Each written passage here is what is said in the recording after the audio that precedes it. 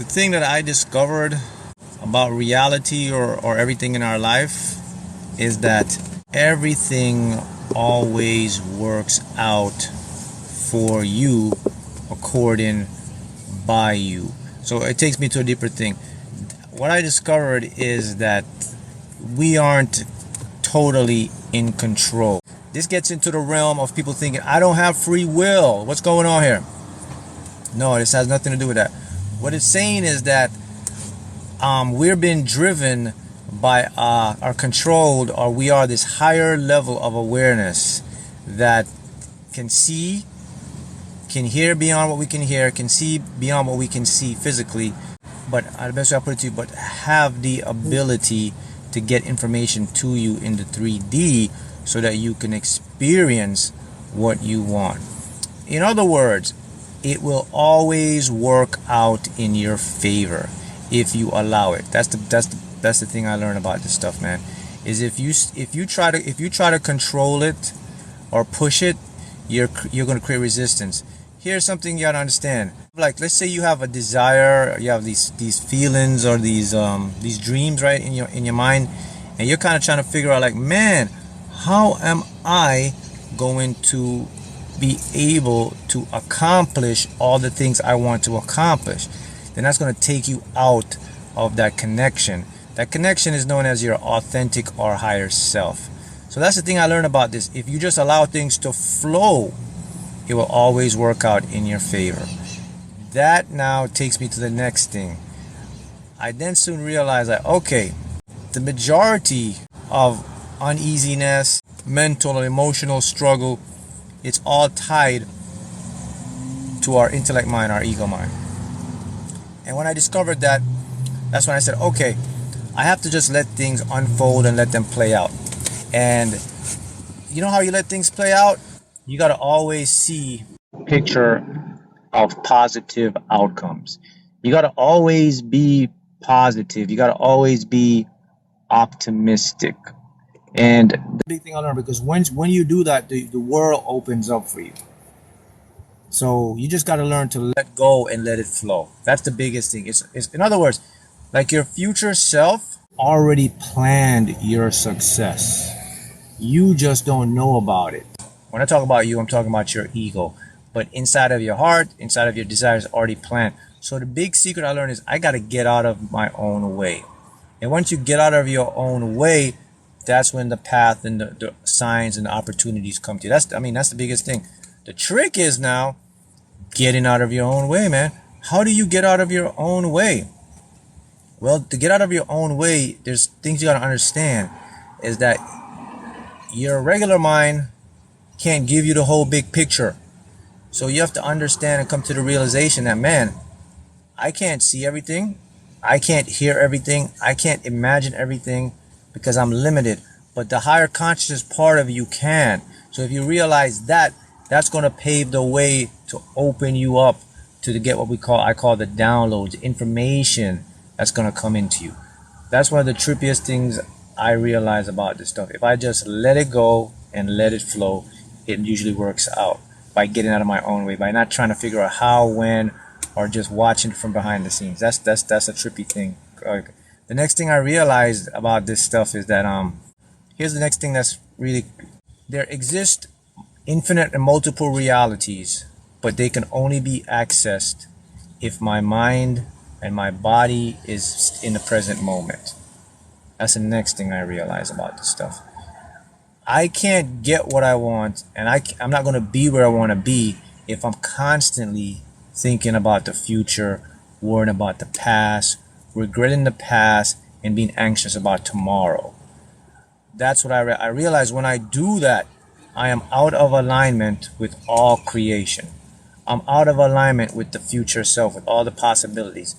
And it's really simple because, in quantum theory and quantum physics, quantum mechanics shows us that every single thing that has ever happened, will happen, is happening right now in this moment. There's infinite realities, infinite experiences, and they only can happen in this moment. And then when I grasped that, right? Let me tell you how I grasped that. It was one day I was just chilling, all right? And my mind was racing, you know? And I just pinched myself like this, just pinched it. And then I was instantly in the moment. And then epiphany came to me. And epiphany came to me, says, hey man, did you just realize that the past and the future, they don't exist. They only exist in your head. All existence is happening now. What you can physically experience, what your senses can tell you, and you can feel in this moment, that's the beginning of the manifestation. And that was an epiphany moment for me. And I was like, damn, the more time I spend in my head, the less time I'll be able to get where I want to go, because my head is just a projection of it. So what I started to do now, I said, all right, so what if I just spend more time in my head in the moment? Like, stop thinking about tomorrow or next year. Just focus on what it can happen now. Then what I did, I started to shrink my days. I actually started to shrink my days, right, into hours and hours. So I never look for the whole day or tomorrow anymore. It's just like this moment to moment to moment. And I gradually got used to that. And that was very effective. That was a very, I don't know if you want to call it trippy thing, but that's the only way you're going to get where you want to go, is to understand that all there ever is now. You've never experienced anything in the future, and you have never experienced anything in the past, because everything you've ever experienced, it is in the moment of now. Even if you go back to that, you say, well, I remember I did that, but when you were doing it, you did it in this moment. That's what in other words, your brain only knows right now, people. That was the most trippiest thing. And that one I had to get used to, because your mind gets kind of attached to the time thing in the mind, right? And that's an ego thing. So that alone right there was very profound, because now I know I got all these different realities that I can tap into. And I can tap into these realities by how I feel, what I focus on, blah, blah, blah. Okay? That was the trippiest thing. There's another thing. The third trippiest crazy thing I realized is that, man, we kind of live like a hologram. Our lives are analogous to a hologram. And because I realized that, because I was like, if the particles in quantum theory, quantum physics, right? You know, everything is made from these little particles, or energy, right? But here's the crazy thing about these particles, people. The particles that make the reality up, that make the trees, the cars, you and I, that make everything you see that look real to you, those ingredients, they're not even real. You could pass your hands through, they're transparent. They're like this energy thing. So I was like, what the hell? How can I be real if the ingredients that make me aren't real? And then I got another epiphany. And the epiphany I got was, oh, it's a hologram. I'm projecting somewhere else like a hologram. And I took out a card, my credit card, looked at the back. You know these cards, you could turn it over, you see the hologram. I was like, oh, snap. It's a hologram. What a hologram? Hologram is like a flat surface like this, and then the light is projected and it looks like 3D. I'm like, man, space-time is actually like a flat two-dimensional surface, and we're being projected as a hologram from somewhere else as 3D people. That was the big wake-up call right there. I was like, so if all this stuff is like a hologram and it's transparent, that means nothing is fixed. I can like change up stuff if I want to. And that lead me to another epiphany. So within the hologram, there are dimensions of the hologram. So they're like higher dimensions. They're like a 4-dimension, 5-dimension. I was like, oh man. And then here's the crazy part I realized. So if there are other dimensions, that means there got to be other intelligence, other beings, other me versions in higher dimensions. And this is where you get your spirit guides. This is where you get your higher self. See that? This is where you get what you call your angels. All in these higher dimensions that they can interact in the 3D, and they look like they're gods and they're superpowers or whatever you want to call it, because they're seeing things from a higher plane of existence. And those are the trippiest and craziest things I ever discovered, and that changed my life profoundly. See that? And you can do that. Once you realize that stuff, it opens up a whole new world for you, because now you can change your life by design instead of by default.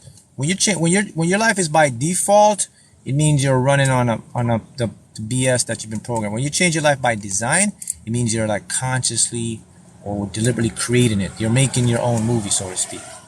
The past future doesn't exist. The lottery thing was another epiphany I realized about the lottery. In quantum physics now, I also realized that if there are infinite versions, there's infinite wins of the lottery. And it's not, people think it's a fixed thing. It's not a fixed thing because you can create it, you can manifest, you can bring it in. First of all, guys, there's nothing fixed in the universe. When I mean fixed, there aren't this thing outside of you controlling it. You can always turn things into your favor because you can go into different realities and pick. And that's the thing about the lottery too, you know, is that you can always jump into a reality where you're a winner, where the numbers pick you. You don't pick the numbers. They come in for you as a quick pick, or you can get a dream and you win the numbers because you're always jumping into these infinite realities. Do you think ETs are us on a different dimension that are able to quantum jump? In quantum physics says that that's possible. There's no rule of law in quantum physics that can't happen. There could be, but what I personally believe about the ETs are that they're already here. They're in the ocean, and you have other ones that are interdimensional. So they're not coming from space. They're coming from a dimension. It's like in quantum theory, in a holographic principle, it's like this. It's like they can project themselves. When we see them, that's why we see these things look weird to us. Like, I don't know if you see the UFO thing, and they talk about, oh, the guy sees the pilot sees the ET, and it's in a cube, in a sphere, and a bubble around it.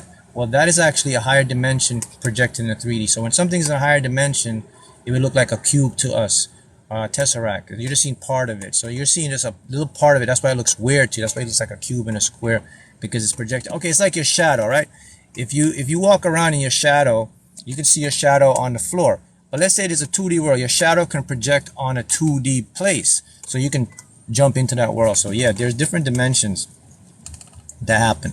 No, we don't know. Half the stuff they taught you is backwards. And that again, look, everything just going back to quantum mechanics. Again, that's called a superposition state. In a superposition state, there are all these realities of luck, probability, chance, and then there's a state of actuality where it's physically perceived happening. You can fall into all those realms based on your belief. If you believe it's a game of luck or chance, that's the reality you will always be in. If you believe you can deliberately create it and it's meant for you and it will happen, that's the reality you will create, people. That's the thing that people don't get. A lot of people don't understand that because they're so bind and they're so conditioned by their minds that they don't see the bigger picture. And you can't blame a lot of people because the way we've been schooled and programmed, there's nothing else. If, put it like this to you, if it's in front of you and your mind isn't programmed to see it, you will never see it. Repeat that again.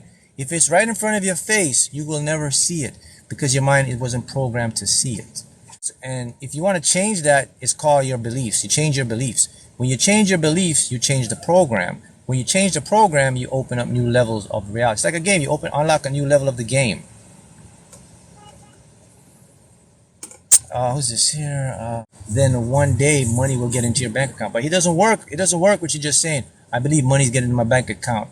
You have to repeatedly build that belief, expect it, and see it and expect it to happen. And then it will come into your bank account.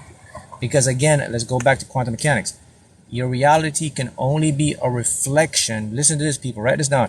My reality, my experiences can only be a reflection of what I believe, what I expect, what I feel about my worth and the world.